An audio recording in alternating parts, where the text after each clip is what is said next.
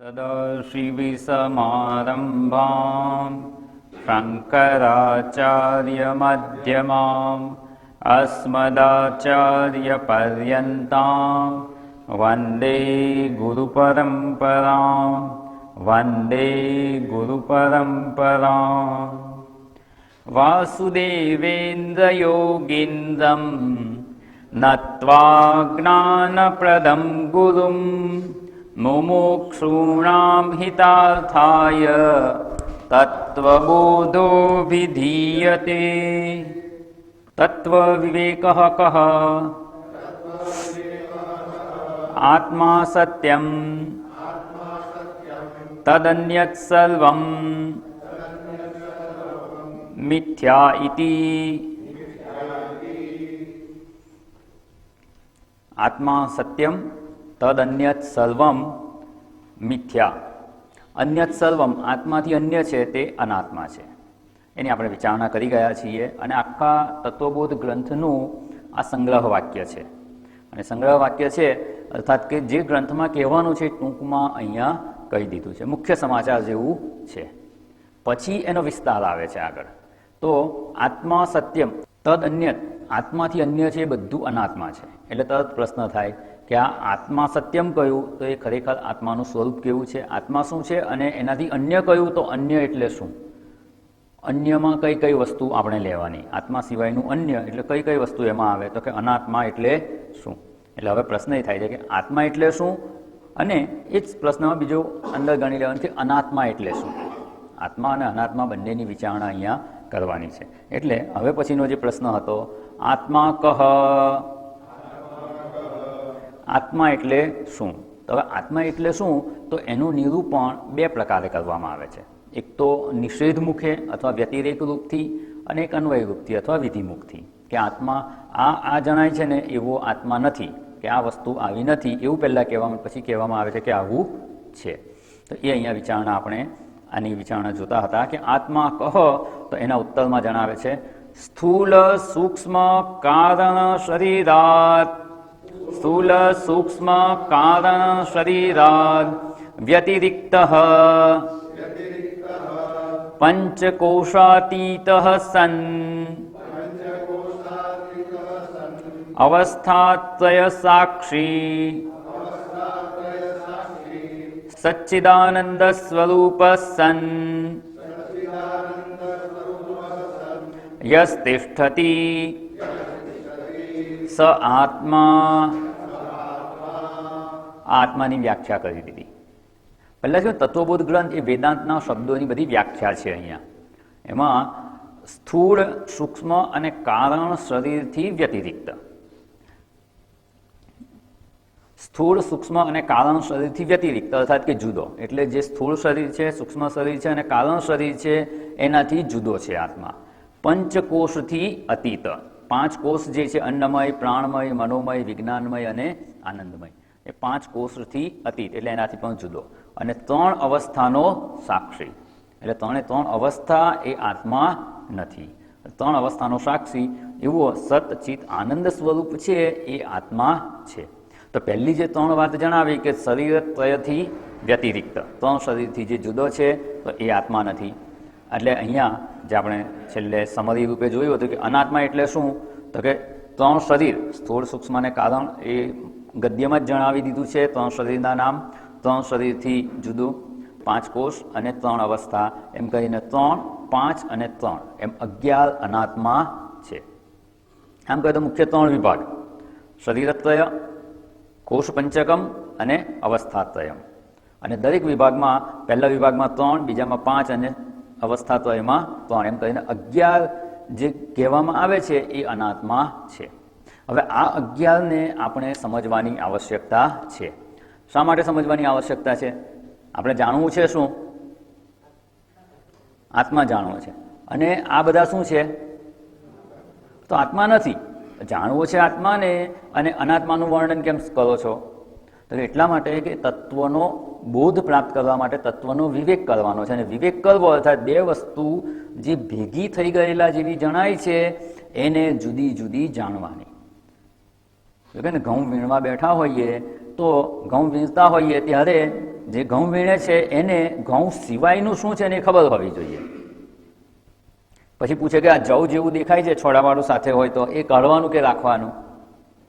ખબર ના હોય તો શું કરશે? રવા દેશે.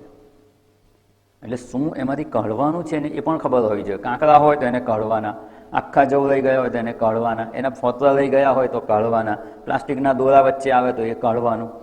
તો જે વસ્તુ ઘઉં નથી એ બધાને જાણી લેવાનું અને એનાથી આને જુદું કરવાનું. તો એ કરવા માટે પહેલાં અનાત્માને આપણે જાણવું પડે. અને અનાત્મામાં જે 3 શરીર કયા એમાં સૌથી પહેલું છે સ્થૂળ શરીર. એટલે કહે ને કે કંઈક વસ્તુ આપણે નવી શીખવી હોય તો પહેલાં દ્રષ્ટાંત આપવામાં આવે અથવા શરૂઆત એવી રીતે કરવામાં આવે કે જે આપણે જાણતા હોઈએ. રજ્જુ સર્પનું દ્રષ્ટાંત આપવામાં આવે છે, એનાથી બ્રહ્મ જ સત્ય છે, જગત જણાય છે એ રજ્જુ સર્પની જેમ અધ્યારોપિત છે એવું સમજાવવું હોય. પણ પહેલાં સીધું બ્રહ્મ તત્વ ન સમજાય એટલે શું કરવાનું? જે દ્રષ્ટાંત આપણે જાણીએ છીએ ને ત્યાંથી પ્રારંભ કરવામાં આવે. જે જાણીએ છીએ એને જાણે કે હા આટલું તો મને ખબર, આટલું તો મને ખબર, પછી એક થોડોક એમાં નવી વસ્તુ શીખવાની, પછી બીજી નવી વસ્તુ શીખવાની, એમ કરતાં કરતાં જે અંતિમ લક્ષ્ય છે એને સમજવાનો પ્રયત્ન કરવાનો. એ આપણી શાસ્ત્રની પદ્ધતિ છે. તો અહીંયા પણ આપણે સૌથી વધારે કોને જાણીએ છીએ? એ સ્થૂળ શરીરને. સ્થૂળ શરીરને બધી જ રીતે જાણીએ છીએ. કેટલા અંગો છે, કેવું છે, કયા રંગનું છે, કેટલું ઊંચું છે, જાડું છે, પાતળું છે, બધું જાણીએ છીએ. પણ એ કેવું છે? તો કે અનાત્મા છે. એટલે સ્થૂળ શરીરથી જ અહીંયા પ્રારંભ કરવામાં આવે છે. એટલે હવે પછીનું જે ગદ્ય આવશે એમાં સ્થૂળ શરીરથી વિચારણાનો પ્રારંભ કરવામાં આવે છે. હવે જે નથી ને આપણે એની પહેલાં વિચારણા કરીને કે આને ભૂલમાં ભ્રાંતિથી હું રૂપે સ્વીકારેલું પણ વાસ્તવમાં એ તો આવું છે એવું જણાવશે. એની વ્યાખ્યા કરશે એટલે એને બધી રીતે વિચારણા કરી અને સમજાવશે કે આ સ્થૂળ શરીર જેને હું માનતા હતા એ હું હોઈ શકું જ નહીં, કારણ કે એ તો આવું છે. દ્રષ્ટાંત રૂપે જો એવું કહેશે કે સ્થૂળ શરીર વિકારવાળું છે, ષડવિકારયુક્ત છે. હવે જો ષડવિકારયુક્ત છે એવું કહેવામાં આવે એટલે શું થયું? હું પોતાને વિકારી માનું છું, આત્મા તરીકે હું વિકારી છું? તો કે ના, અવિકારી સત્ય છું. તો જો હું અવિકારી હોઉં અને આ સ્થૂળ શરીરને વિકારી કહી દીધું એટલે શું? હું આ શરીર નથી. જે વ્યાખ્યા કરવામાં આવશે ને એના દ્વારા આ જ નિશ્ચય પર પહોંચવાનું છે કે આ 11 અનાત્મા હું નથી. અને આ ગ્રંથ એનો જ વિસ્તાર છે. સ્થૂળ શરીર તેનું પૂરેપૂરું વર્ણન કરશે, વ્યાખ્યા કરશે. સૂક્ષ્મ શરીરમાં શું આવી જાય? તો કે 5 કર્મેન્દ્રિયો, 5 જ્ઞાનેન્દ્રિયો, 5 પ્રાણ, અંતઃકરણ. તો 5 કર્મેન્દ્રિયો એટલે શું? એ ઇન્દ્રિયોના વિષયો શું છે, એમાંથી એની ઉત્પત્તિ થઈ છે, આખું વર્ણન આવશે. અને બધું કરીને નિશ્ચય શું કરવાનો છે? આ હું નથી. અને આ જ વેદાંતની સાચી સમજ છે. એટલે કહે ને સજાતીય પ્રવાહશ્ચ વિજાતીય તિરસ્કૃતિ. જે સજાતીય, જે આપણું પોતાનું સ્વરૂપ છે ને એને લગતા જે વિચાર હોય ને એ કરવાના, એનાથી વિજાતીય જે કોઈ વિચાર આવે, વિજાતીય અર્થાત અહીંયા અનાત્મા, શરીરને લગતો કોઈ પણ વિચાર આવે ને તો એને છોડતા જવાનું, નહીં આવે એવું નહીં. અનેક જન્મોના સંસ્કાર છે. કંઈ આટલું જાણી લીધું કે હું અનાત્મા નથી ને હું આત્મા છું એટલે શું શરીર વિશેના વિચારો આવતા બંધ થઈ જશે? અનેક જન્મોના સંસ્કાર છે, એ કંઈ તરત એમ દૂર થાય નહીં. તો શું કરવાનું? જ્યારે હું શરીર, હું સ્થૂળ શરીર, સૂક્ષ્મ શરીર, કારણ શરીર, પંચકોશ, 3 અવસ્થા, એને લગતા વિચારો આવે ત્યારે એ હું નથી એવો વિચાર પ્રયત્નપૂર્વક કરવાનો. આપણે જાતે પ્રયત્ન કરવાનો. સામાન્ય રીતે શું થાય છે કે પુસ્તક લઈને બેસીએ ત્યારે તો વિચારણા થાય, કંઈક પ્રવચન સાંભળતા હોઈએ ત્યારે તો એ વિચાર કરી શકાય છે, સહેલું છે. પણ એ કશું જ ના હોય અને આપણે એમને એકલા બેઠા હોઈએ અને વિચારણા કરતા હોઈએ ત્યારે આ વિચાર કરી શકીએ ને તો આ વિચાર આપણા થશે. નહીં તો પુસ્તક વાંચતા હોઈએ તો લેખકના છે, પ્રવચન સાંભળતા હોઈએ તો એ વક્તાના છે. તો એ વિચાર આપણા ક્યારે થાય? આનો સતત વિચાર કરતા રહીએ તો. અને એના માટે અહીંયા આપણને આ 11 અનાત્મા છે એની વિચારણા કરાવે છે કે આ 11 અનાત્મા છે શું. અને એ વિચારણા થઈ જાય તો જ્યારે આપણે વિચારણા કરવા બેસીએ અથવા નિધિધ્યાસન કરવા બેસીએ, આપણે એનો થોડો અભ્યાસ કરીશું કે આ વિચારણામાં કેવી રીતે આગળ વધવાનું.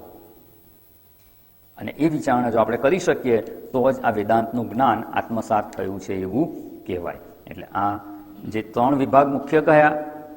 શરીરત્રય, પંચકોશ અને અવસ્થાત્રય. અને કુલ મળી અને 11 ભાગ જે અહીંયા જણાવવાના છે એ અનાત્મા હું નથી. અને જો આવી રીતે વર્ગીકરણ કરીને સમજવામાં આવે ને તો ખૂબ સરળતા રહેશે. એને છૂટું પાડીને સમજી લઈએ. 11 વસ્તુને આપણે સમજવાની છે. એમને એમ કહી દીધું આટલી વસ્તુ કોને ખબર નથી?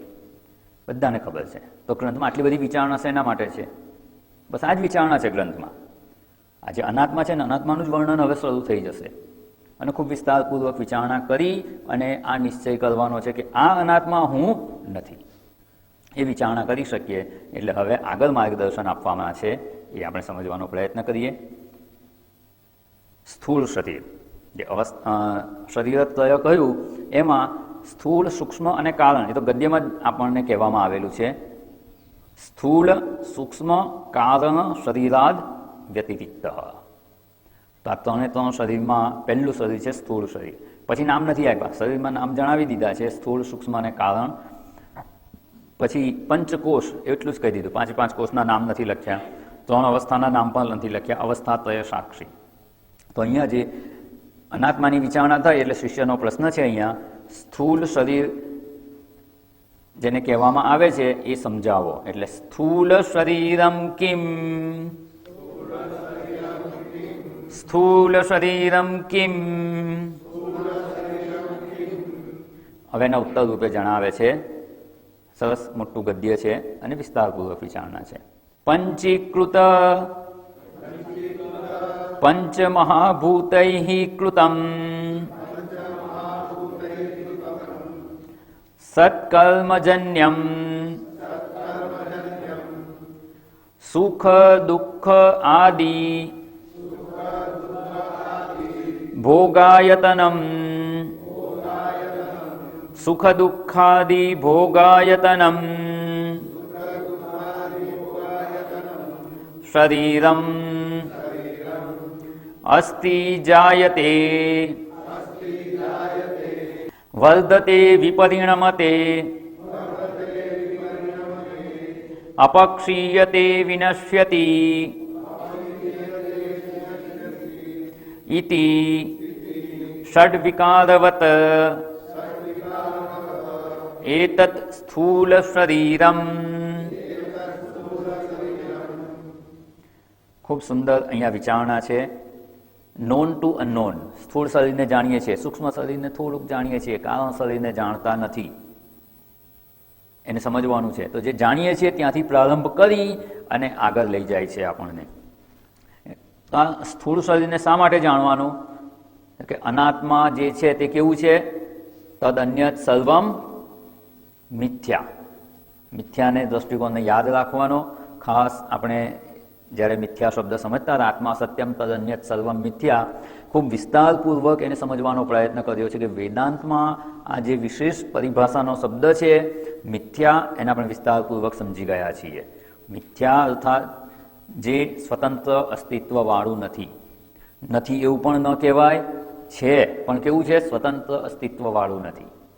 એને આપણે મિથ્યા કહેવાય છે. વ્યવહાર્ય છે, વ્યવહાર મિથ્યામાં જ થાય, સત્યમાં કોઈ વ્યવહાર ના થાય. ઉપયોગી છે પણ એ સત્ય નથી. સત્ય નથી અર્થાત એનું સ્વતંત્ર અસ્તિત્વ નથી, એનું અસ્તિત્વ બીજા કોઈક પર આધારિત છે. દ્રષ્ટાંત યાદ રાખજો, આ ટેબલનું દ્રષ્ટાંત આપણે આપેલું. આ ટેબલ છે, એમાં ટેબલ એ સત્ય છે કે મિથ્યા છે? મિથ્યા છે. સત્ય તો લાકડું જ છે. વ્યવહાર ટેબલ પર થાય છે. ટેબલ ઉપર આપણે પુસ્તક મૂકી શકીએ છીએ, એ વ્યવહાર થાય છે, ઉપયોગી છે, પણ ટેબલ જેવું સ્વતંત્ર કંઈ જ અસ્તિત્વમાં નથી. જે કંઈ છે તે લાકડું જ છે. લાકડાને જ જોઈએ છીએ, ટેબલને જોઈએ ત્યારે લાકડાને જોઈએ છીએ. વજન છે એ લાકડાનું જ છે, કિંમત છે લાકડાની જ છે, વજન ગ્રહણ કરે છે એ પણ લાકડું જ છે. ટેબલ તો લાકડાને કોઈક આકાર આપી દીધો એટલે એને ટેબલ માત્ર કહીએ છીએ. ટેબલ ન કહીએ તો પણ વ્યવહારમાં કોઈ ફેર નથી પડતો. એનો ઉપયોગ તો આપણે એ જ રીતે કરી શકીશું. પણ લાકડું બીજા આકારમાં ગોઠવાય તો એને બીજું નામ આપવું પડે. તો બેને જુદા કેવી રીતે પાડવા? એટલે માત્ર લાકડાનું રૂપ બદલાયું એટલે નવું નામ આપી દીધું છે. અને એટલે રૂપ અને નામ એ બંને મિથ્યા વસ્તુના જ છે. અસ્થિ ભાતિ પ્રિયમ, નામ રૂપ આ 5 અંશ હોય એમાં અસ્થિ, ભાતિ અને પ્રિય. અસ્થિ એટલે અસ્તિત્વ છે જેને સત કહેવાય, ભાતિ એટલે જણાય છે, ચિત્ત એટલે ચૈતન્ય, અને પ્રિયમ કે આનંદ સ્વરૂપ એટલે આનંદ, જે આત્માનું સ્વરૂપ કહ્યું સચ્ચિત આનંદ સ્વરૂપ સન યસ તિષ્ઠતિ સ આત્મા, એ પ્રત્યેકની અંદર રહેલું છે, એ જ અધિષ્ઠાન છે. તો નામ અને રૂપ જે બદલાયા કરે છે એ મિથ્યા છે. તો અહીંયા અન્યત સર્વમ મિથ્યા એવું કહેવામાં આવે તો અહીંયા એ મિથ્યાના વર્ણનમાં કે અનાત્માના વર્ણનમાં સૌથી પહેલું આ શરીર. શરીર કેવું છે તો કે મિથ્યા છે, એ હું હોઈ શકું નહીં. હવે એ મિથ્યા શરીરનું વર્ણન જણાવે છે કે ભૂલમાં એને હું રૂપે સ્વીકારી લીધું હતું, એ વાસ્તવમાં હું હોઈ શકે નહીં. એટલે હવે એનું વર્ણન આગળ ચાલે છે. જેને જેને હું રૂપે સ્વીકારેલે બધાનું શાસ્ત્ર અહીંયા વર્ણન કરવાના છે. તો કે આ શરીર આપણને કેવી રીતે પ્રાપ્ત થયું, આપણને આ જ શરીર અત્યારે કેવી રીતે પ્રાપ્ત થયું, તો કે આપણા પૂર્વકર્મોના જે ફળ પરિપક્વ થયા હતા, જે ફળ આપવા પરિપક્વ થયા, એ ફળને ભોગવવાને અનુકૂળ હોય ને એવું શરીર આપણને પ્રાપ્ત થાય. એટલે કોઈ દિવસ એવી કમ્પ્લેન નહીં કરે કે મને આવું શરીર કેમ પ્રાપ્ત થયું. કેવું શરીર પ્રાપ્ત થયું છે, આપણા કર્મો અનુસાર જ પ્રાપ્ત થયું હોય. તો અહીંયા આ શરીર આપણને પૂર્વકર્મ અનુસાર પ્રાપ્ત થયું. કોઈને ધારો કે બહુ જ ખાવાની ઈચ્છા હોય તો આ ખાવું ને તે ખાવું, ખાવામાં જ જેનું મન લાગેલું રહેતું હોય તેને પછી કયું શરીર મળે, જેમાં માત્ર ખાવાનું જ કામ કરવાનું હોય. પશુ શરીર હોય, ગાય ભેંસનું શરીર હોય, ભૂંડનું શરીર હોય, શું કરવાનું શું, બસ તો એ ઈચ્છા પૂરી થઈ જાય. એટલે અહીંયા જો સત્સંગની ઈચ્છા રહી હોય તો કયું શરીર આપવું પડે ઈશ્વરે, મનુષ્ય શરીર મળે. એટલે કહેવાય સત્સંગની ઈચ્છા કરો, મોક્ષ પ્રાપ્તિની ઈચ્છા રાખો. જો એ ઈચ્છા પ્રબળ હશે ને તો એ ઈચ્છા પૂરી થાય, એના માટે મનુષ્ય શરીર મળવાની સંભાવના ખૂબ વધી જાય. એટલે અહીંયા આ શરીર આપણને જે પ્રાપ્ત થયું છે, હવે થોડીક આપણે વિચારણા કરવાની કે આ આખું આટલું મોટું ગદ્ય છે, એને જો ટુકડા કરીને સમજીશું ને, વર્ગીકરણ કરીને સમજીશું ને, તો આમાં આ સ્થૂળ શરીરને 4 પ્રકારે વર્ણન કરવામાં આવેલું છે. અને કોઈ પણ વસ્તુને વર્ગીકરણ કરીને સમજવામાં આવે ને તો ખૂબ સારી રીતે સમજી શકાય તેમ છે. તો અહીંયા 4 પ્રકારે જે છે ને એને 4 ટુકડા આપણે કરી એટલે 4 ભાગ કરી નાખવાના છે. અને એ 4 પ્રકારનું જે અહીંયા વર્ણન છે એને આપણે સમજીશું. સૂક્ષ્મ શરીરને પણ એ પ્રકારે જ વર્ણન કરવામાં આવેલું છે. એટલે એક તો એની ઉત્પત્તિ કેવી રીતે થઈ, એનું કારણ શું, એ પહેલાં આપણે સમજવાનું. પછી એનું કાર્ય શું છે, એ ઉત્પન્ન થયા પછી એનું કાર્ય, એનું ફંક્શન શું છે, એ શું કરે છે. તેની ઉત્પત્તિ શેમાંથી થઈ, એ કાર્ય શું કરે છે, એનું સ્વરૂપ કેવું છે અને એની સ્થિતિ કેવી છે. આ 4 પ્રકારે આપણે સમજીશું. અને 4 પ્રકારે અહીંયા શંકરાચાર્યજીએ વર્ણન કરેલું છે. પંચીકૃત પંચમહાભૂતે કૃતમ સત્કર્મજન્યમ. આજે ગદ્યમાં જોયું પહેલાં જ લખેલું છે. પંચીકૃત પંચમહાભૂતે કૃતમ, એમાંથી ઉત્પન્ન થયેલું છે એટલે એનું કારણ છે સત્કર્મજન્યમ, સત્કર્મોથી જન્મેલું છે.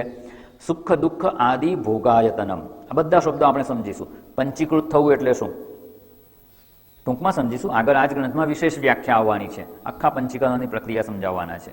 એટલે પંચીકૃત અને પંચમહાભૂત, પંચમહાભૂત કયા કયા છે અને એનાથી ઉત્પન્ન થયેલું છે એટલે શું, તત્કૃતમ એ કહ્યું. પછી સત્કર્મજન્યમ, સત્કર્મથી ઉત્પન્ન થયેલું છે એના શરીર કહેવાય. ત્રીજું સુખ દુઃખ આદિ ભોગાયતનમ. આયતન એટલે સ્થાન, નિવાસ સ્થાન, એને આયતન કહેવાય, રહેવાનું સ્થાન. તો રહેવાનું સ્થાન છે, પણ શેના માટે રહેવાનું છે, તો કે ભોગ. તો કેવા પ્રકારના ભોગ, તો કે સુખ દુઃખ વગેરે. તો સુખ દુઃખ અને વગેરે એટલે કયું, ત્રીજું કયું, 2 જ પ્રકારના આમ તો ભોગ કહેવાય છે, સુખ હોય કે દુઃખ હોય. સુખનો ભોગ કરીએ કે દુઃખનો ભોગ કરીએ. તો સુખ કયું એટલે શું, સુખનો ભોગ એટલે શું, દુઃખનો ભોગ એટલે શું, અને આદિ એટલે શું, એ પાછો કયો નવો ભોગ છે. અને એ ભોગવવા માટેનું સ્થાન છે. એટલે આ શરીરને કેવા અર્થમાં આપણે સમજવાનું છે. અને આપણે શું અત્યારે સમજી બેઠા છીએ. પછી શરીરમ શબ્દ અલગથી વાપરે, શરીરમ. તો શરીર શબ્દનો અર્થ પણ આપણે સમજવાનો છે. અને પછી ષડવિકારવત, 6 વિકારથી યુક્ત છે. અહીં લખો 6 વિકાર કયા, તો એ ગદ્યમાં સમજાવી દીધા. અસ્તિ જાયતે વર્ધતે વિપરિણમતે અપક્ષીયતે વિનશ્યતિ ઇતિ. ષડવિકારવત એતત સ્થૂલ શરીરમ. એવું આ સ્થૂળ શરીર છે. એટલે એતત સ્થૂળ શરીર એમ કહે ને કે આ કયું, આ એની વ્યાખ્યા આખી જણાવી દે, આને આ કહેવામાં આવે છે. અર્થાત અહીંયા અત્યાર સુધીની આ વ્યાખ્યા કરી એ સ્થૂળ શરીરની વ્યાખ્યા છે. એટલે અનાત્માને શા માટે જાણવાનું આપણે વિચારણા કરી ગયા કે મિથ્યા છે, અને મિથ્યામાં જો આત્મબુદ્ધિ થતી હોય તો એ આત્મબુદ્ધિને છોડવાનો પ્રયત્ન કરવાનો. એટલે અહીંયા એ માર્ગદર્શન આપવામાં આવેલું છે. અહીંયા જે કહ્યું શરીરને 4 પ્રકારે અહીંયા ઓળખ કરાવે છે. સ્થિતિ એની શું છે તો કન્ડિશન શું છે એ પહેલાં સમજાવશે. કારણ એનું કોઝ શું છે, શેમાંથી ઉત્પન્ન થયું છે, કાર્ય એટલે ફંક્શન શું છે અને એનું સ્વરૂપ શું છે. આપણે વિજ્ઞાનમાં જોઈએ તો આ રીતે જ સમજાવતા હોય છે. વર્ગીકરણ કરીને સમજાવે ને એટલે જલ્દી સમજાઈ જાય. એટલે શાસ્ત્ર પણ ખૂબ આમ કહીએ ને કે એકદમ સાયન્ટિફિકલી સમજાવે છે. પૂરેપૂરી રીતે આપણે એને સમજી શકીએ અને આપણી સમજમાં એ સ્પષ્ટ થઈ જાય એ રીતે શાસ્ત્ર સમજાવે છે. આમાં એટલે વિજ્ઞાનમાં કહે ને કે કંઈક પ્રયોગ કંઈક સમજવાનું હોય, કોઈક વૈજ્ઞાનિક પ્રયોગ કરતા હોય તો આમ છે એટલે આમ પ્રયોગ કરી કરીને નિષ્કર્ષ પર પહોંચે. એટલે શાસ્ત્રમાં શું છે, સત્ય તો સિદ્ધ થઈ ચૂકેલું જ છે. સત્ય તો સિદ્ધ જ છે, એને આપણી બુદ્ધિ કેવી રીતે સમજી શકે ને એ પ્રકારે જણાવે છે. એટલે વિજ્ઞાનના પ્રયોગમાં શું હોય, સત્યને સિદ્ધ કરવાનું બાકી હોય. અને અહીંયા સત્ય તો સિદ્ધ જ છે, આપણે માત્ર આપણી બુદ્ધિમાં સમજાય એવો પ્રયત્ન કરવાનો છે. પહેલું આપણે લઈએ, પહેલાં આમ જોયું કે કારણ, કાર્ય, એનું સ્વરૂપ અને એની સ્થિતિ. તો પહેલાં આપણે એને સમજવાની સરળતા માટે પહેલું લઈ લઈએ છીએ સ્થિતિ. એની સ્થિતિ શું છે? પેલું કહે ને પાણી છે, H2O. એની સ્થિતિ શું છે તો કે જો સામાન્ય દિવસો હોય ને તો એ પ્રવાહી એની સ્થિતિ છે. પણ -15 ડિગ્રી ટેમ્પરેચર થઈ ગયું તો એની સ્થિતિ શું છે? સોલિડ થઈ ગઈ, બરફ થઈ ગયો. અને ધારો કે ઉનાળામાં બહુ ગરમી વધી ગઈ તો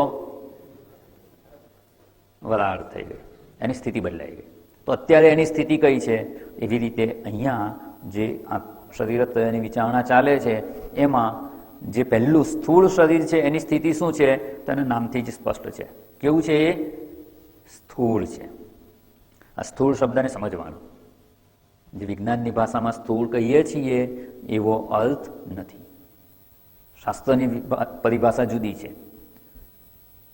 જે વિવેક શબ્દ સમજ્યા અમે જોયું હતું, સામાન્ય રીતે કોઈકના ઘરે જઈએ અને ચા પાણીનો ભાવ ના પૂછે તો શું કહીએ?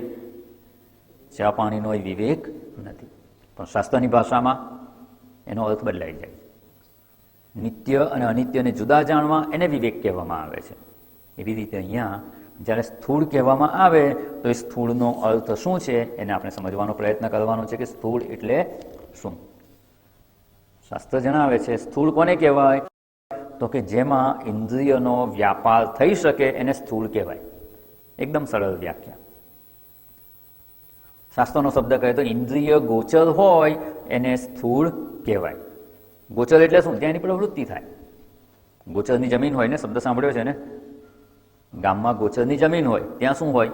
ગાય ચરવા જાય, એને ગોચર કહેવાય. તો અહીંયા ઇન્દ્રિય ગોચર એટલે શું? ઇન્દ્રિય ત્યાં ચરવા જાય. ગાય ત્યાં જઈને શું કરે? ઘાસનો ભોગ જ કરે છે ને, ખાય છે.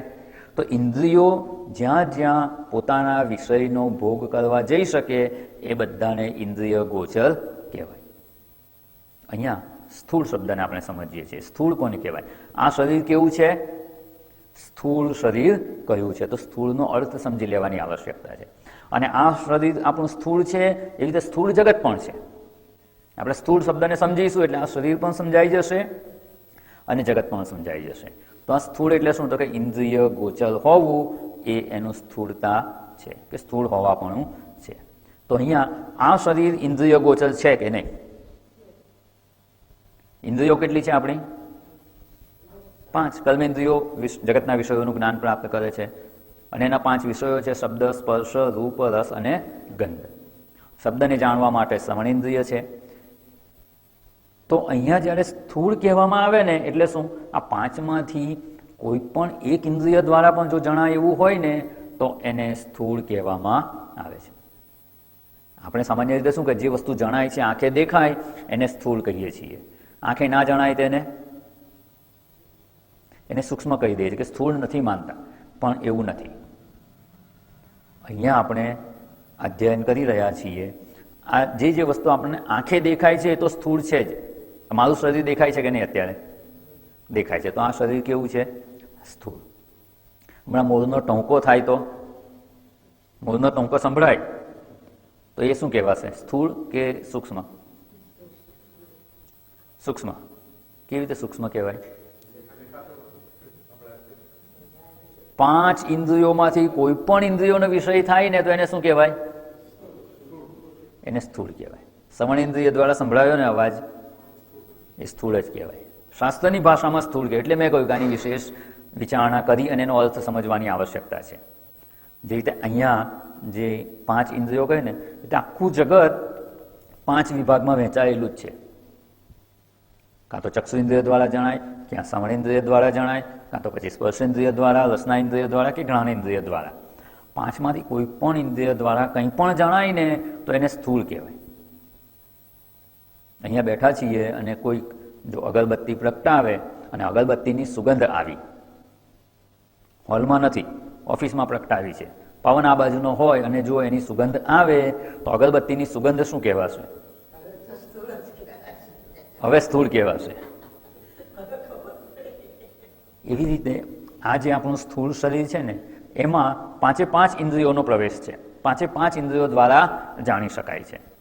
એટલે 5 ઇન્દ્રિયો દ્વારા જણાય છે એટલે તો સ્થૂળ છે જ. પણ કોઈ વસ્તુ એક ઇન્દ્રિયોનો વિષય હોય ને તો પણ એને સ્થૂળ કહેવાય. ઇન્દ્રિય ગોચરત્વમ સ્થૂલત્વમ, એટલું યાદ રાખી લેવાનું. નાનકડી વ્યાખ્યાઓ છે, ટૂંકમાં યાદ રાખવા જેવી છે, પણ એ આગળ જતાં આગળના અધ્યયનમાં ખૂબ ઉપયોગી થશે.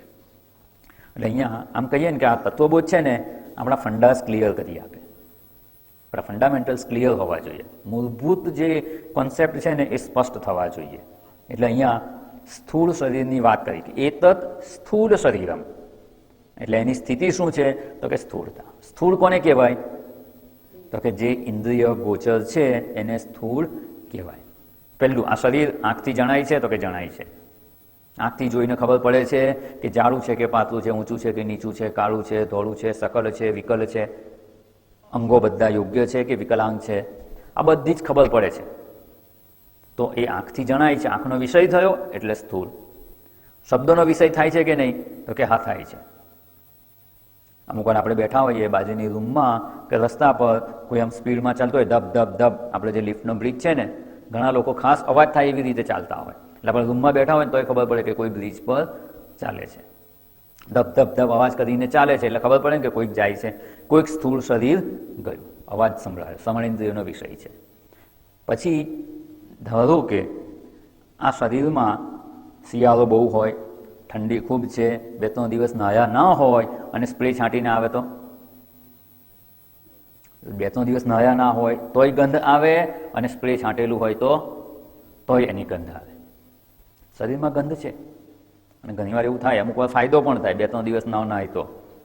ઘણીવાર શું થાય, શિબિર મોટી હોય ને, મોટી શિબિર હોય એટલે ઘણા બધા લોકો હોય, નજીક નજીક બેસવું પડે. પણ કોઈ વ્યક્તિ 2-3 દિવસ નાહી નહીં ને તો એને અલગથી ખુરશી મળી જાય.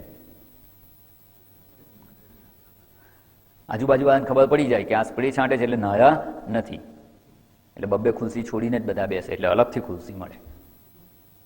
શરીરમાં ગંધ છે તો ઘ્રાણેન્દ્રિયનો વિષય બને છે. ઘ્રાણેન્દ્રિયની પ્રવૃત્તિ કરી અને જો આપણે શરીરને જાણી શકતા હોઈએ, શરીર જણાય છે તો એ ઇન્દ્રિય ગોચર થયું હોવાથી સ્થૂળ કહેવાય. એટલે ટૂંકમાં 5 ઇન્દ્રિયોનો પ્રવેશ છે, 5 ઇન્દ્રિયોથી જણાય છે એટલે સ્થૂળ છે. હવે જગત, આ જગતમાં પણ જે વસ્તુ આ 5 ઇન્દ્રિયોથી જણાય ને એ બધું સ્થૂળ કહેવાય. એટલે આંખે જણાય એટલું જ જગત છે એવું નહીં. આંખે જણાય છે ને એ જગત કેટલું છે તો કે 20% જ છે. 1/5 જગત જ આંખથી જણાય છે. એમાં કેટલાય અવાજ છે, બધા અવાજ આંખથી જણાય છે ના. સાઉન્ડ વેવની ફ્રીક્વન્સીઝ કેટલી છે? આ મોબાઈલ બધા કામ કરે છે, શેના પર કામ કરે છે? આંખે દેખાય છે. ધારો કે વિચાર કરો કે આ મોબાઈલના જે કંઈ વેવ્સ છે એ બધા આંખે દેખાતા હોય તો શું દેખાય આપણને? વેવ્સના કેટલા આમ કહે ને, એ વેવ્સના જ આખા તાણા વાણા દેખાય. આપણે એની અંદર જીવી ના શકીએ એટલા બધા એ રેડિયેશનના વેવ્સ હોય, પણ એ આંખે જણાતા નથી.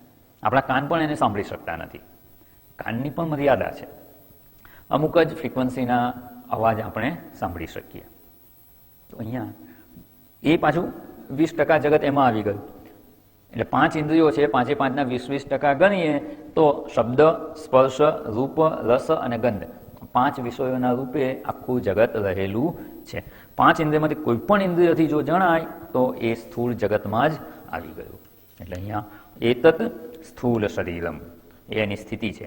હવે બીજું સ્થૂળ શરીર અર્થાત કે ઇન્દ્રિય ગોચર.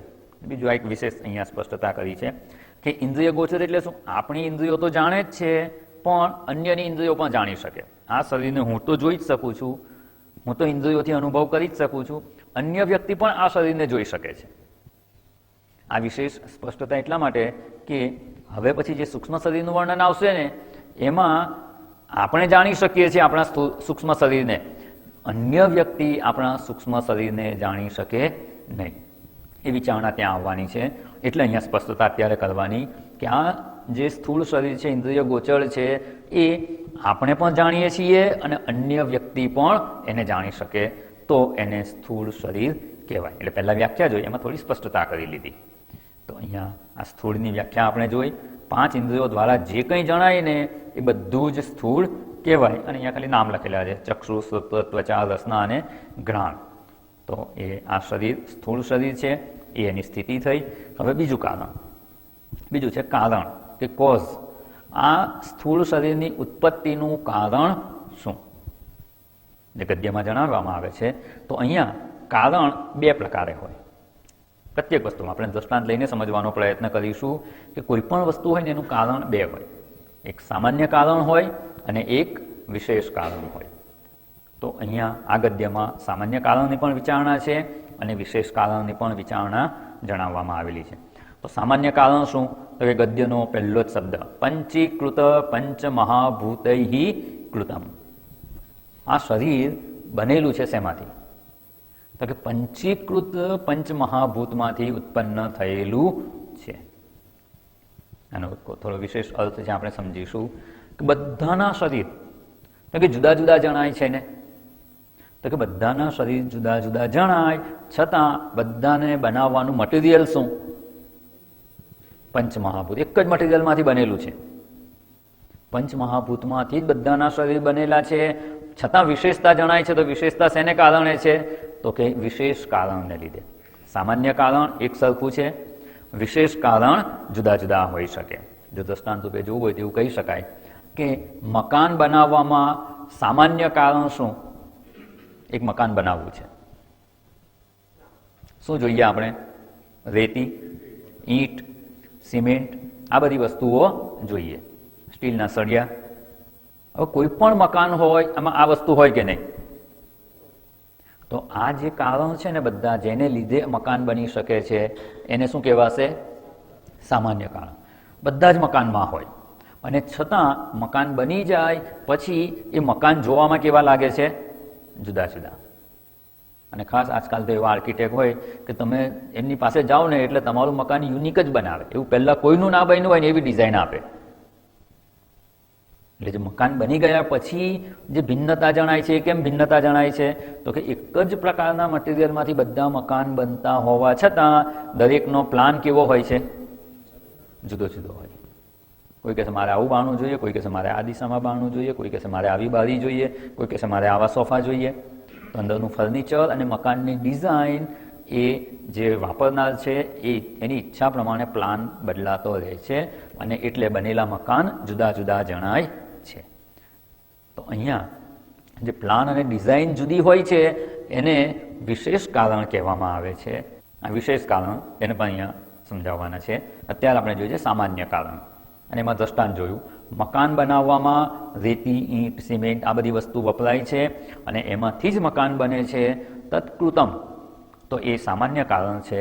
એવી રીતે બધાના શરીર, આપણે બધા અહીંયા બેઠા છે, માત્ર અહીંયા બેઠા છે એવું નહીં, એ સિવાયના જેટલી યોનિમાં જેટલા શરીરો છે, બહાર નીકળશો ને મોર ફરતા દેખાશે. એનું શરીર શેનું બનેલું છે? જીવ જંતુ જે કંઈ હોય તે.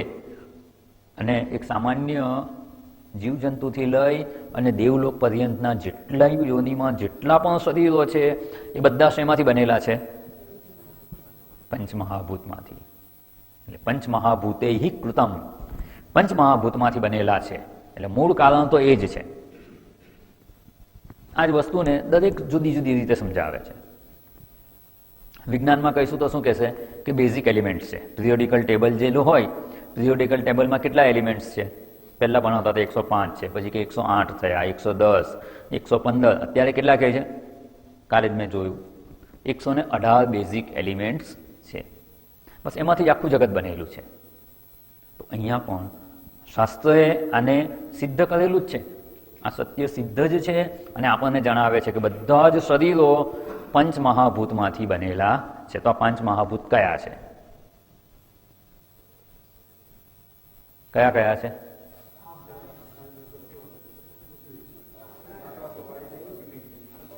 આકાશ, વાયુ, અગ્નિ, જળ અને પૃથ્વી. બને ત્યાં સુધી અમુક વસ્તુ છે ને ક્રમમાં યાદ રાખવાનો પ્રયત્ન કરવાનો અને કંઈક લોજિક પોતાના મનમાં ગોઠવી દેવાનું એટલે યાદ રહી જાય. આમ તો એના જે આપણે આગળ વ્યાખ્યા જોઈશું બધી એમાં સ્પષ્ટ થઈ જશે, લોજિક છે જ એ પ્રમાણે જ યાદ રહી જાય એવું છે.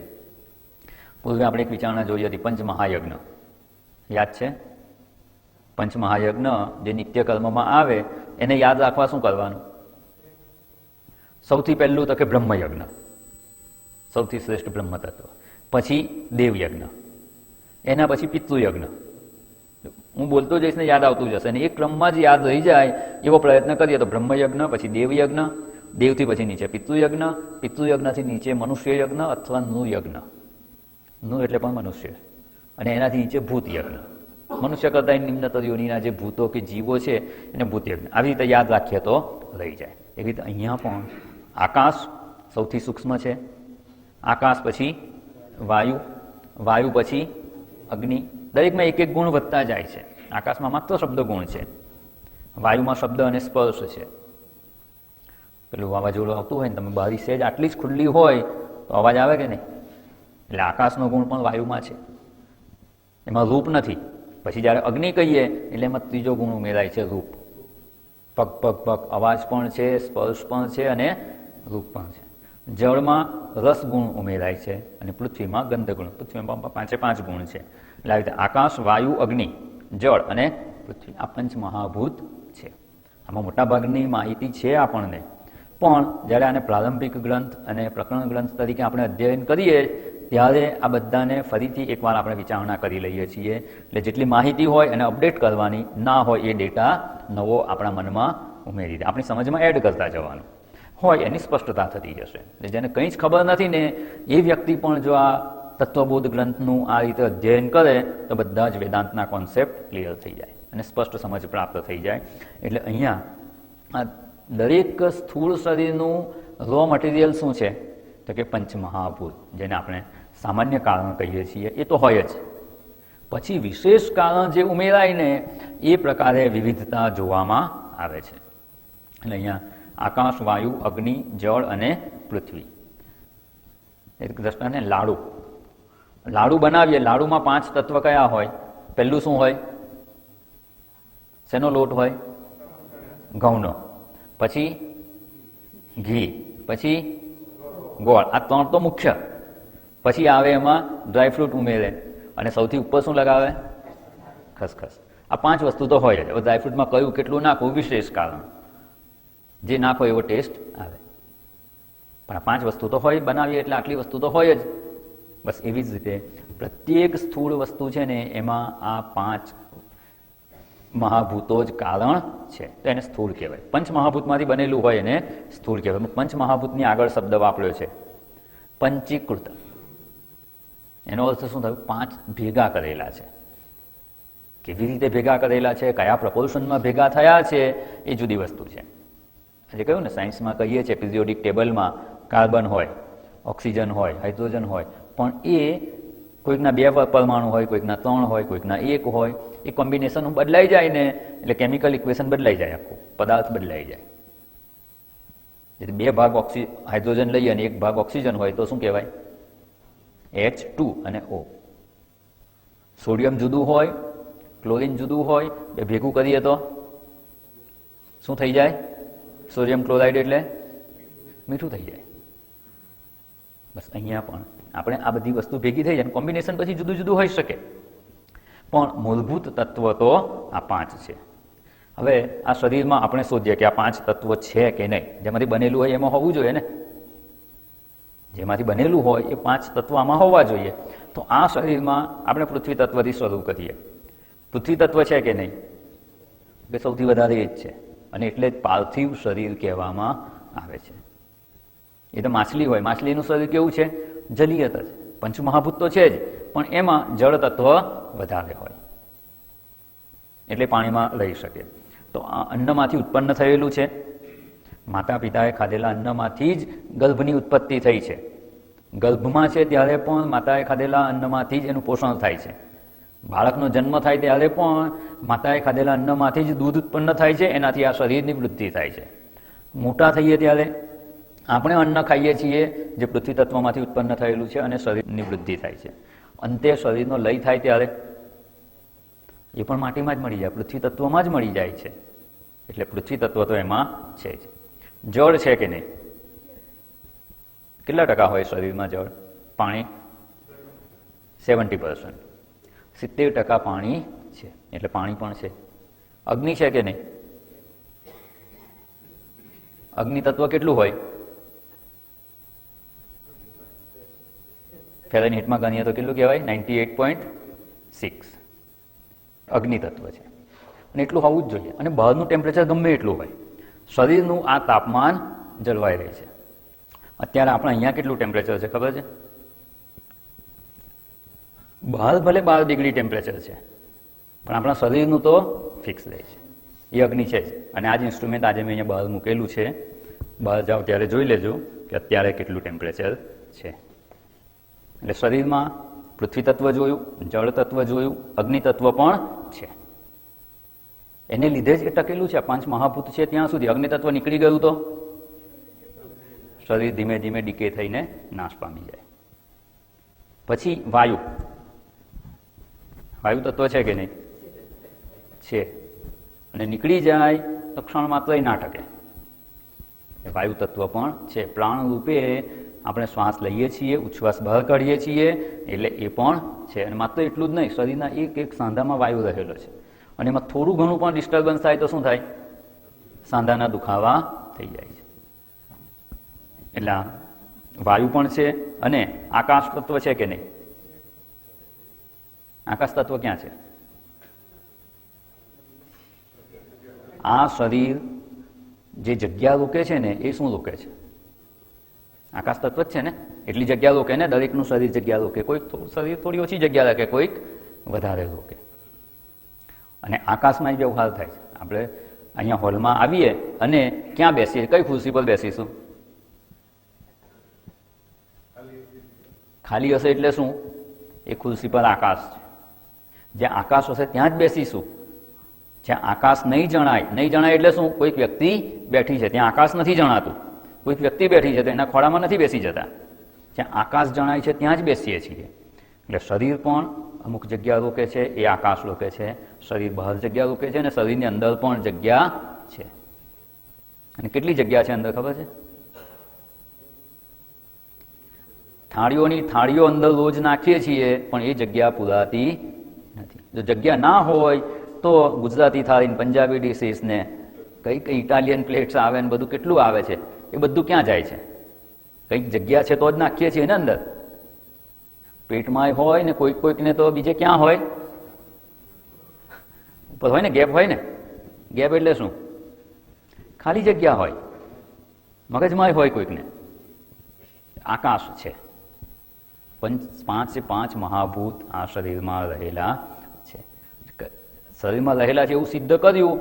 એનાથી જે અહીંયા કહ્યું છે કે એનાથી ઉત્પન્ન થયેલા છે, એ વાત સિદ્ધ થઈ ગઈ. જેમાંથી ઉત્પન્ન થયું એ જ વસ્તુ પંચ મહાભૂત આ શરીરમાં જણાય છે. પણ એ બધા કેવા છે? પંચ મહાભૂત પંચીકૃત છે. એટલે 5 ભેગા થઈને શુદ્ધ રૂપે પંચ મહાભૂત હોય. આકાશ એટલે એકલું આકાશ જ હોય. વાયુ એટલે એકલું વાયુ જ હોય. તો એ આપણા ઇન્દ્રિય ગોચર થતા નથી. એને તન માત્રા કહેવામાં આવે છે શાસ્ત્રની ભાષામાં. આગળ વિચારણા આવશે એટલે એને સ્પષ્ટતાથી સમજાઈ જશે. 5 મહાભૂતની વિચારણા આવવાની છે. પંચીકરણ કેવી રીતે થયું એની પણ વિચારણા છે. કે પંચ મહાભૂતોને ભેગા કરીએ એટલે શું ગમે તેમ લઈને ભેગા કરી દઈએ? ના. આપણે આદુ મરચાં કે ચટણી વાટતા હોઈએ મિક્સચરમાં, તો શું બધું એ ખરખા ભાગે લઈને નાખી દઈએ છીએ? ચણાની દાળ જેટલી લઈએ, શું એટલું જ મરચું, એટલું જ આદુ લઈએ છીએ? તો કે ના, પ્રપોર્શન જુદું જુદું હોય. જુદી જુદી પદ્ધતિથી ભેગું કરવાનું. ઘણા લોકો ચા બનાવે ને તોય એવું. ચા બનાવવાની એટલે શું? પાણી હોય, દૂધ હોય, ચા નાખવાની, ખાંડ નાખવાની, કંઈક મસાલો નાખો. બધું ભેગું કરીને ઉકાળી દે એટલે ચા બની જાય? ના, યોગ્ય સમયે યોગ્ય પ્રમાણમાં યોગ્ય વસ્તુ નાખવામાં આવે તો સારી ચા બને. બસ એવી જ રીતે પંચમહાભૂતનું જે પંચીકરણ થયું ને એને લીધે સ્થૂળ જગત ઉત્પન્ન થયું છે, એની પણ એક ચોક્કસ પ્રક્રિયા છે અને એ શાસ્ત્ર આપણને જણાવે છે. કરવાનું તો એ જ છે, પણ યોગ્ય પ્રકારે થવું જોઈએ. યોગ્ય પ્રકાર કયો છે એ શાસ્ત્ર આપણને પંચીકરણનો પ્રસંગ આવશે ત્યારે એને સમજવાનો પ્રયત્ન કરીશું. એવું કે ને ગાડી ચલાવવાની છે, બરાબર? વાહન ચલાવવાનું. વાહન ચલાવવામાં શું કરવાનું? એક આગળ સ્ટીયરિંગ હોય ને એ ક્યારેક ક્યારેક ફેરવવાનું ને. જેને ડ્રાઇવિંગ આવડતું નથી એ વ્યક્તિ ધારો કે બાજુમાં બેસે છે અને જોવે છે તો શું ઓબ્ઝર્વ કરે? સ્ટીયરિંગ થોડી થોડી વારે ફેરવ્યા કરે છે. કેવી રીતે ફેરવે છે? તો કે આગલી ગાડીને કે આજુબાજુ કોઈ ગાડીને અડી ના જાય એ જોવાનું અને રસ્તાની નીચે ના ઉતરે એટલું જ જોવાનું ને. સ્ટીયરિંગ કેવી રીતે ફેરવવાનું? પછી ક્યારેક ક્યારેક પેલો વચ્ચે ગિયરનો રોડ હોય ને આગળ પાછળ કરે છે અને 2 પગ છે ને 3 પેડલ હોય નીચે. ઓટોમેટિક હોય તો 2 જ પેડલ હોય. એ શું કરે છે તો કે વારાફરતી દબાવે છે. પેલો જેને આવડતું નથી ડ્રાઇવિંગ એ તો આટલું જ જોવે છે કે સ્ટીયરિંગ વ્હીલ ફેરવે છે, આ દંડો આગળ પાછળ કરે છે, ક્યારેક ક્યારેક આગળ લે ક્યારેક પાછળ લે અને 2 પગ 3 પેડલથી વારાફરતી દબાવે છે. આટલું જાણી લીધું. શું આનાથી એને ડ્રાઇવિંગ આવડી જાય? કરે છે તો આટલું જ. ડ્રાઈવર આનાથી વિશેષ કશું જ નથી કરતા, છતાં પણ એના ટાઈમિંગમાં ફેર છે. ક્યારે કયો પગ દબાવવો, ક્યારે કેટલું સ્ટીયરિંગ કઈ બાજુ ફેરવવું, આ બધું એ એક વિશેષ અપેક્ષા રાખે, વિશેષ અધિકારની અપેક્ષા રાખે છે. માત્ર આટલું કરે છે એ વાત બરાબર છે. બસ એવી જ રીતે પંચીકરણ એટલે 5 ભૂત ભેગા થઈ ગયા. ભેગા થઈ ગયા કેવી રીતે ભેગા થયા? ક્યારે કયા ભૂતના કેટલા અંશ શેમાં આવે છે એ અને એમાંથી કેવી રીતે સર્જન થાય છે એ આખી વિચારણા અહીંયા આપણે કરવાની છે. એટલે એક આ સામાન્ય કારણ થયું. પંચીકૃત પંચમહાભૂતૈ કૃતમ, એમાંથી આ ઉત્પન્ન થયેલું છે. છતાં વિશેષતા જણાય છે તો શેની વિશેષતા છે? બધાના શરીર જુદા જુદા જણાય છે અને છતાં બધા પંચમહાભૂતમાંથી જ ઉત્પન્ન થયેલા છે. તો એ વિશેષ કારણ શું છે તો એની અહીંયા વિચારણા કરવાની છે. સત્કર્મજન્યમ. સત્કર્મ પણ આને શરીરને ઉત્પન્ન થવામાં કારણરૂપ છે. એટલે જે શરીર ઉત્પન્ન થયું, સ્થૂળ શરીર, એની ક્વોલિટી કેવી હશે? Quality and type of gross body એ આ સત્કર્મો નક્કી કરે છે. એટલે 2 વસ્તુમાંથી ઉત્પન્ન થયું છે. મૂળભૂત તત્વો પંચમહાભૂત છે અને વિશેષ કારણ રૂપે જોઈએ તો આ સત્કર્મોજન્યમ એવું કહેવામાં આવે છે. તો સત્કર્મને લીધે કઈ કઈ વિશેષતા આવે છે? તો આ વિશેષ કારણ જે છે એને આપણે, આજનો સમય થઈ જવા આવ્યો છે એટલે આપણે થોડોક એને વિસ્તારપૂર્વક સમજવાની આવશ્યકતા છે. એટલે અહીંયા આ સત્કર્મજન્યમ કહ્યું ને એ કેવી રીતે એ કારણને સમજવાની આવશ્યકતા છે. તો આપણા બધાના શરીરોમાં જે કંઈ વિશેષતા છે ને એ ખૂબ સ્પષ્ટ થઈ જશે. ત્યાર પછી કોઈ કન્ફ્યુઝન આમાં રહેશે નહીં કે આપણે આવું કેમ ને પેલાને આવું કેમ. આપણા મનુષ્યના શરીરમાં અન્ય જીવોના શરીરમાં શું ભેદ છે એ અહીંયા. બાકી કર્મજન્યમ ત્યાં સુધી બધાના શરીરો છે. મનુષ્ય શરીર માટે સત્કર્મજન્યમ કહ્યું. કર્મજન્યમ જ છે પણ અહીંયા સત્કર્મ શબ્દ વાપરેલો છે. એટલે અહીંયા આપણે થોડીક વિચારણા કરવાની છે. એ આપણે પુનઃ મળીશું ત્યારે એની વિચારણા કરીશું કે આ સત્કર્મજન્યમ એટલે શું, એનું વિશેષ કારણ છે. અને આ બંને સામાન્ય કારણ અને વિશેષ કારણ થઈ અને જે બીજો મુદ્દો સમજવાનો છે કે એનું કારણ શું, કોઝ શું છે. આ શરીર શેમાંથી ઉત્પન્ન થયું શરીરને સમજવું છે. કારણ કે શરીર જે અનાત્મા છે એને હું તરીકે સ્વીકારી લીધું છે. તો હવે એમાંથી હું બુદ્ધિ આપણે કાઢવાની છે અને હું બુદ્ધિ કાઢવા માટે આપણે આ શરીરને પહેલાં સમજીએ છીએ કે શરીર આવું છે, હું એવો હોઈ શકું નહીં. તો શરીરમાંથી હું બુદ્ધિ નીકળી જશે. અને શરીરમાંથી હું બુદ્ધિ નીકળી જશે એટલે આપણે શરીરમાંથી નીકળી ગયા ને. શરીરમાંથી નીકળવાનું નથી. શું કરવાનું છે? બહુ થોડોક ભેદ છે પણ આખું આપણું જીવન બદલાઈ જાય. શરીરમાંથી નથી નીકળી જવાનું, શરીરમાંથી હું બુદ્ધિને કાઢવાની છે. તો શરીરમાંથી હું બુદ્ધિને કાઢવી તો ક્યાંથી હું બુદ્ધિ કાઢવાની છે એ સમજવા માટે આપણે આ સ્થૂળ શરીરને સમજી રહ્યા છીએ. અને સ્થૂળ શરીરને સમજવા માટે પહેલું એની સ્થિતિ શું છે તો કે સ્થૂળ છે. સ્થૂળ એટલે શું એને સમજવાનો પ્રયત્ન કર્યો. આ શરીર શેમાંથી ઉત્પન્ન થયું, એનું કારણ શું તો કે એનું એક સામાન્ય કારણ પંચમહાભૂત અને વિશેષ કારણ એ સત્કર્મજન્યમ કહ્યું છે. એ આપણે સમજી અને આગળ વધી રહ્યા છીએ. એનું કાર્ય શું છે, એ શું કાર્ય કરે છે એ પણ આગળ વિચારણામાં જોઈશું. અને આવું સ્થૂળ શરીર હું નથી. અને હું એ જ સમજાઈ જશે તો સ્થૂળ શરીરમાંથી હું બુદ્ધિ નીકળી જશે. સ્થૂળ શરીરમાંથી હું બુદ્ધિ નીકળી જશે તો શું થશે?